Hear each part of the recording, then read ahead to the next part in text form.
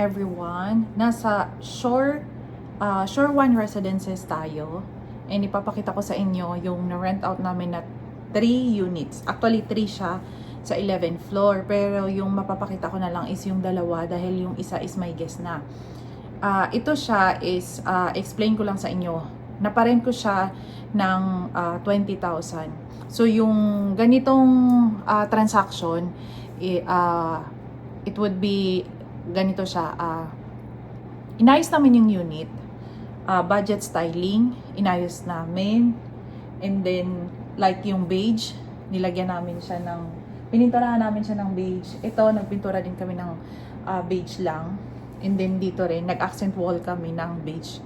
So, prepare namin siya for staycation. Pero ang labas niya is sublease. Ano ang ibig sabihin ng sublease? I-rent sa inyo ng tenant for example, 6 months or 1 year. And then sila yung mag-Airbnb business. So, ang question, how much nila i-rent sa inyo? So, case to case to. Itong example ng unit na to is Shore One Residences.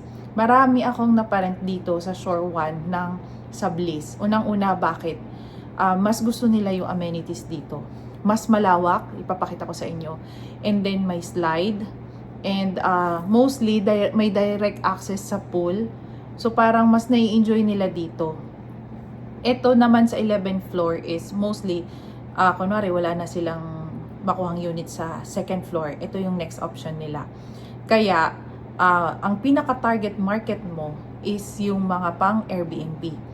So, kung nahihirapan ka na ikaw yung mag-asikaso, kasi matrabaho talaga siya, para kang nag-operate ng mini hotel type na business. So, ganun yung Airbnb. So, kailangan mo siyang tutukan kung may request yung guest at hindi.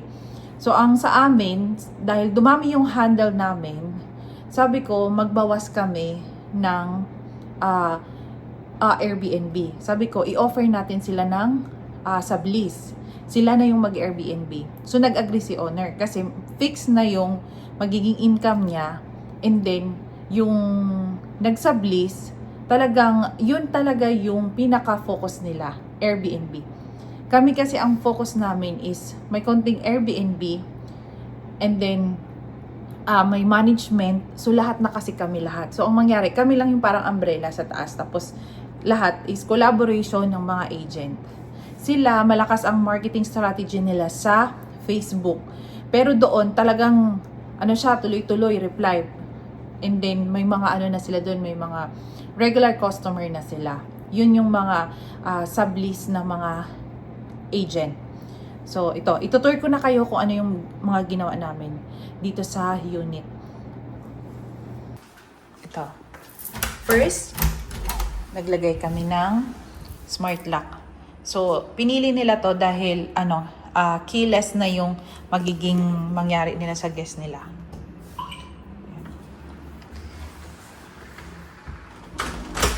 Ito yung kitchen area.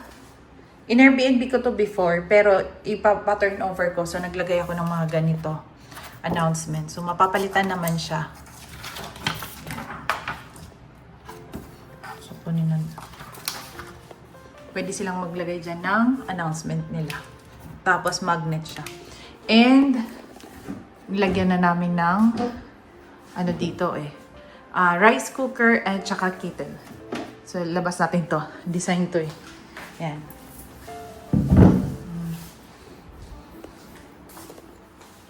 Dito, nagpintura kami ng beige color. And hindi na namin pinapagamit to dahil na siya more than a year na. More than 5 years pala. Kasi mukhang parang 5 years ko na handle yung unit So, nag-induction kami. Nagiging induction lang. And, naglagay kami ng storage dito. So, dito ilalagay lahat ng mga beddings, dito nilalagay. Mga consumable. So, mga linis, nandito na rin. Diba, buksan. Yan. And, iiwan na rin to dito. Yan yung mga nilagay namin. Kompleto na.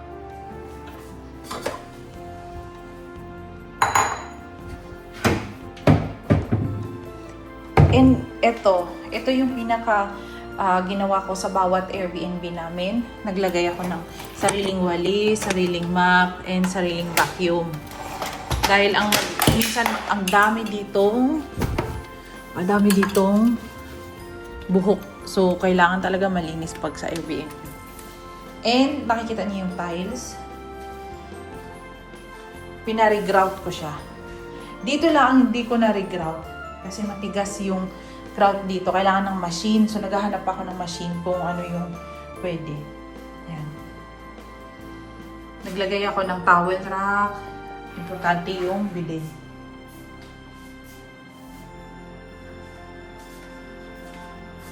Ito yung accent na wall. Tanggalin ko na pala to. Ito yung mga announcement namin dito eh.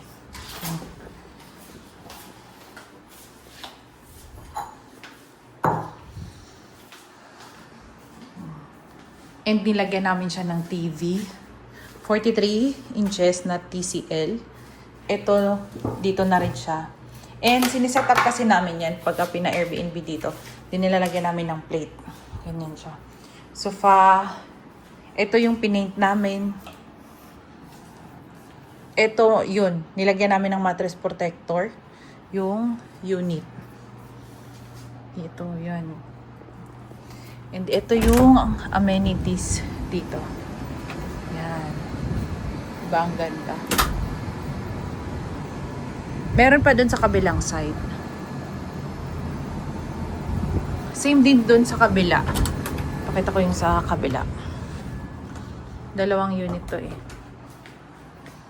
Ito importante din, fan light sa unit. Same, papakita ko yung sa kabila.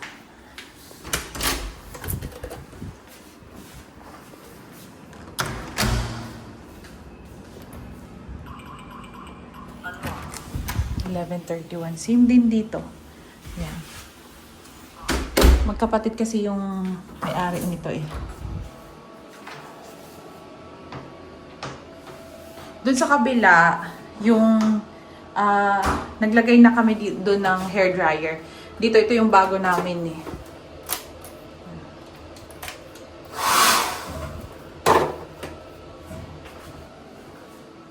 Same, tignan nyo. Lahat kompleto. Kung anong meron doon, ganun din dito.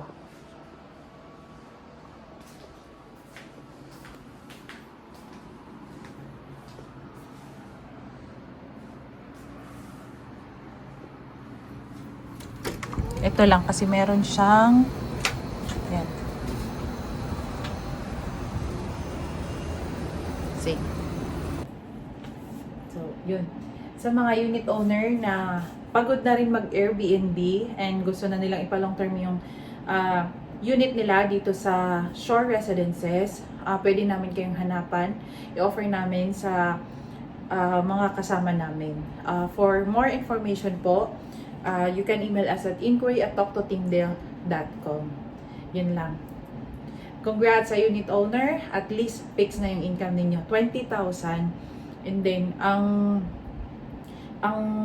payment term dito is 2 months security deposit, 1 month advance. So, ini-implement ko talaga yung 2 month security deposit. Mahirap kasi pagka 1 month lang, magkano lang yun. Eh, sa dami ng nilagay dito, possible na after a year, baka kailangan na siyang i-restore. So, yun. Ini-implement ko talaga na 2 month security deposit. And, sa company ko, ako po yung naghahawak ng security deposit kasi ang possible na mangyari kapag ka na kay owner, ako po yung first na post ng mga kausap ko dahil hindi nababalik yung security deposit. So, gusto ko din protektahan yung pangalan ko. Ako na po yung naghahawak ng security deposit para pagka if ever na umalis yung tenant, yung team ko ready silang ayusin yung unit. Hindi katulad nung nakaraan na umalis yung mga unit, umalis yung mga pogo tenant, yung iba nasa unit owner yung security deposit, hindi ko magalaw yung unit. Hindi ko malinis, wala lahat. Kasi nga wala sa akin yung security deposit. Hindi ko hindi ko siya talaga nagalaw. Kahit aircon cleaning, hindi ko. So kung nasa akin kasi yung security deposit, madali lang. gagawin ko yung trabaho ko. Ngayon, kapag ka may sobra doon, and if ever naman na terminated, i-award ko yung kay owner. Kapag ka naman natapos ni tenant yung contract niya, ibabalik ko sa kanya.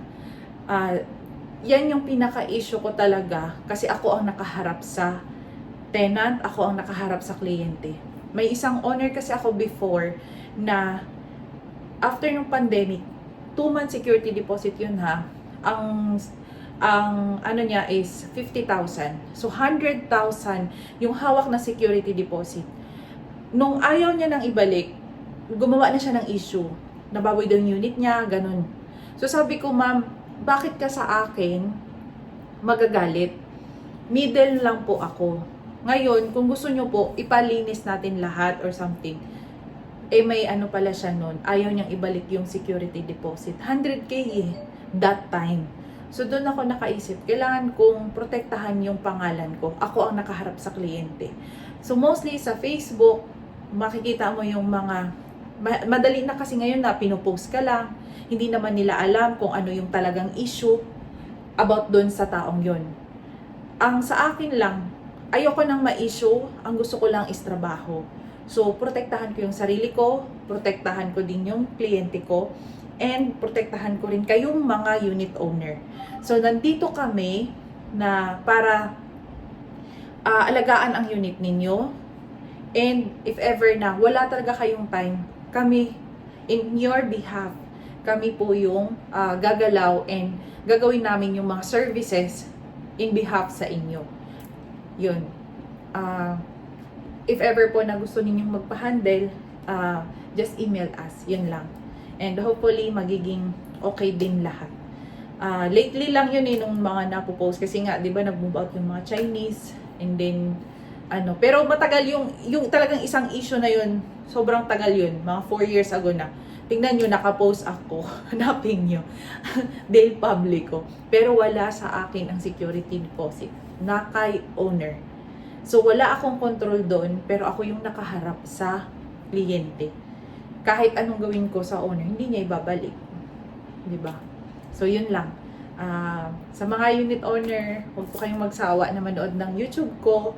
And ngayon kasi marami na akong gustong i-upload dahil alam ko na kung paano ang mangyari sa mga yung sa mga vlog na gagawin ko. Before kasi fini-figure out ko at ayoko din maging negative or yung parang ipapasa ko sa inyo dahil nawalan talaga tayo ng kliyente. Malaking impact yun. Pero sa ngayon kasi, ang iniisip ko in a positive way, in a positive kung paano tayo magiging productive. So ngayon, yun ang naisip ko. Airbnb, tuloy-tuloy din. And nagkaroon ako ng opportunity doon sa SMDC. Naging guest speaker ako sa mga ahente kung paano bumenta ngayon. Sa akin naman, doon ko naranasan na mas ngayon, mas high-tech. Kasi nga nasa social media. So kailangan lang i-maximize yung social media kung paano mo siya gagawin. Yun. And na-discuss din doon yung about dito sa MOA area na kino-compare siya sa isang nagdadalaga pa na hindi pa siya fully bloom. Yes, ngayon marami tayong available na unit. Pero marami pang upcoming project. Like for example, MOA Sky, ngayon yung sa football field, and then may reclamation area. Kung mapuno yung commercial lahat, saan sila mag-i-stay? Tayo yung pinakamalapit na condominium dito sa area na to. Convention, tayo din. Tayo dito sila nag-i-stay kaysa mag-hotel sila. Mas prefer nila dito. Ngayon may mga ginagawang bagong establishment dito sa may Sea Residences. May bago na naman silang gagawin. So lahat yan is commercial area. And mapansin mo, marami pa talaga empty space dito sa MOA area. So, tuloy-tuloy. Within, sa tingin ko, 2 years, talagang magbabago talaga ang MOA. Yun lang. And hopefully, nabigyan ko kayo ng insight about sa MOA area. And kung gusto ninyong mag-invest pa, kasi ngayon, ang nangyari is, mababa din yung mga for sale. So, meron silang mga in-offer na 3.5 to 4 million, 4.5. Depende yun sa unit. Kung interested kayo, hanapan ko kayo ng unit. Yun. And, thank you! See you in my next vlog.